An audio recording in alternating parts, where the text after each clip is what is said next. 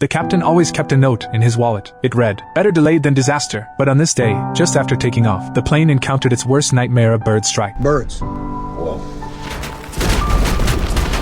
The engines burst into flames in an instant, then went completely dead. Even more dire, both engines had failed. As the power rapidly declined, the passengers thought it was just turbulence. Little did they know that in the cockpit, a fierce battle with death had begun. Sully's actions were textbook perfect. He quickly ordered his co-pilot to restart the engines, and when the cabin lost electrical power, Sully decisively activated the auxiliary power unit. When the cabin lights came back on, the passengers' panic slightly subsided. Then Sully had Jeff quickly pull out the checklist to find the emergency procedures for dual engine failure. Meanwhile, he immediately contacted the tower, requesting emergency assistance. The tower responded swiftly, ordering all planes to stop and clear the runways, offering every possible help for an emergency return. With 40 years of flying experience, Sully knew they couldn't make it back at their current altitude, but the tower still held hope for a return. Sully had already made his decision. Their only option was an emergency water landing. The dispatch team was devastated hearing Sully's decision, as the success rate of river landings was practically zero. Worse still, the tower suddenly lost contact with the plane. Facing this unexpected communication breakdown, Sully knew he could no longer rely on external help.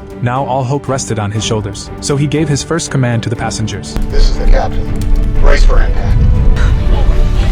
What? Brace! Heads down!